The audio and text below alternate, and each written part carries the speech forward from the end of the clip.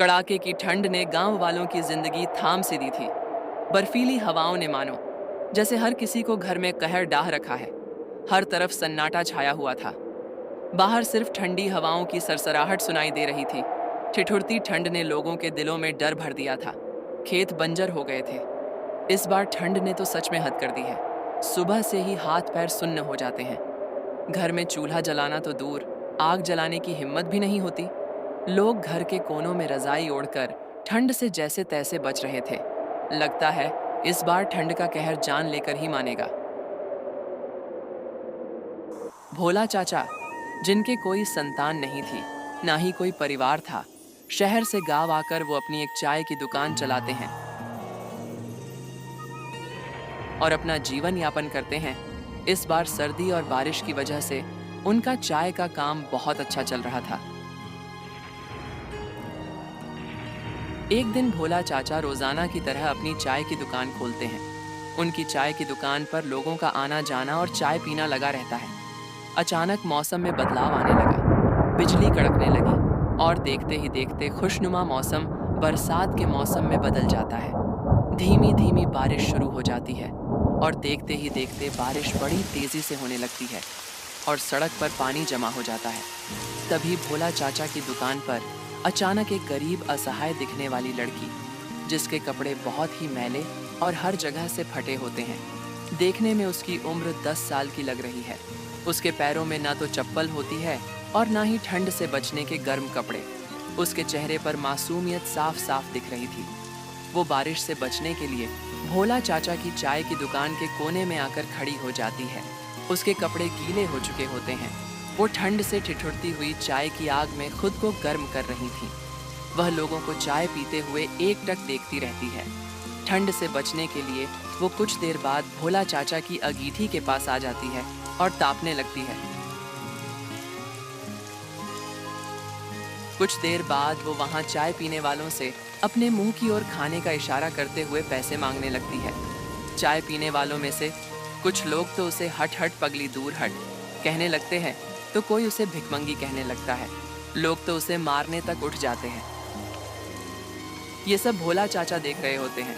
उन्हें ये बहुत बुरा लगता है और वे लोगों से कहते हैं, रहने दो भाई, बेचारी कौन है, कहां से आई है, इसका घर कहां है, क्या पता। पगली है, दिखता नहीं क्या भोला भाई।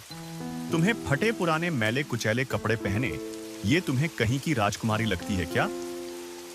लगता है ये कपड़े बरसों से धुले नहीं हैं।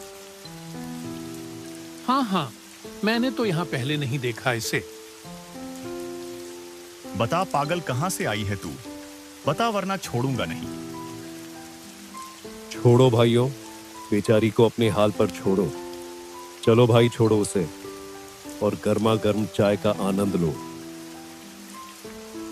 पता नहीं माँ बाप भी बस पैदा करके छोड़ देते हैं। जब पालना बस का नहीं होता तो पैदा ही क्यों करते हैं?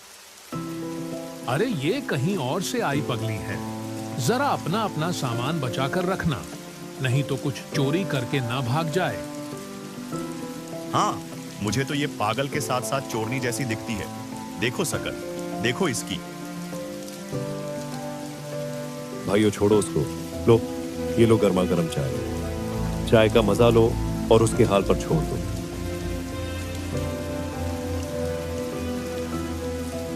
जब चाय पीकर लोग चले जाते हैं तो भोला चाचा उस गरीब लड़की के पास जाते हैं और उससे कहते हैं, बेटी डरो नहीं, मैं तुम्हें कुछ नहीं करूंगा। बताओ तुम्हारा नाम क्या है? मैं मुन्नी हूँ चाचा। बड़ा ही प्यारा नाम है बेटी। अच्छा बेटी, तुम कहां से आई हो और कहां की रहने वाली हो? चाचा, मैं शहर के कोने में जो झूपर पट्टी है ना, उसमें रहती हूँ। अच्छा। और बेटी, तुम्हारे माता पिता कौन है? माँ नहीं है, बस बाबा है। बेटी, क्या तुम्हें भूख लगी है? हाँ, लेकिन बेटी, तुम भीख क्यों मांगती हो? इतना कहने पर वो लड़की वहां से भाग जाती है। उस रात भोला चाचा को ठीक से नींद नहीं आती है और वो बस उस लड़की के बारे में ही सोचते रहते हैं और मन ही मन कहते हैं, पता नहीं बेचारी पर क्या बीती होगी। इतनी सी उम्र में भीख मांग रही है। कल इसके बारे में और मालूम करूंगा और मौका मिला तो उसके बाबा से भी इस बारे में बात करूंगा। फिर अगली सुबह भोला चाचा अपनी दुकान खोलते हैं, लेकिन आज वो गरीब लड़की वहां नहीं आई होती है। भोला चाचा मन ही मन सोचते हैं, हे भगवान, क्या हुआ होगा उसके साथ, आज वो क्यों नहीं आई? क्या कोई अनहोनी तो नहीं हो गई? क्या वो लड़की झूठ बोल रही थी, या कहीं वो किसी अपराधी गैंग के हथे तो नहीं चढ़ गई? ये सब बातें उनके दिमाग में चल रही होती हैं। शाम होने को आती है, दुकान बंद करने का समय आ जाता है। फिर भी वो गरीब लड़की नहीं आती है, तो भोला चाचा को लगता है कि वो लड़की झूठ बोलकर कहीं चली गई, ताकि कहीं उसका भेद न खुल जाए। इस डर से लगता है वो नहीं आई। इस तरह 1 माह का समय बीत जाता है, और एक दिन अचानक वो लड़की एक शाम भोला चाचा की चाय की दुकान के कोने में खड़ी दिखाई देती है। उसे देखते ही भोला चाचा से रहा नहीं जाता है, और वो उससे कुछ पूछने जाते हैं कि वो बहुत तेजी से अपने घर की ओर भागती जाती है। लेकिन इस बार भोला चाचा शाम को अपनी दुकान बंद करके आज उस गरीब झोपड़पट्टी में जाने का निश्चय करके जाते हैं।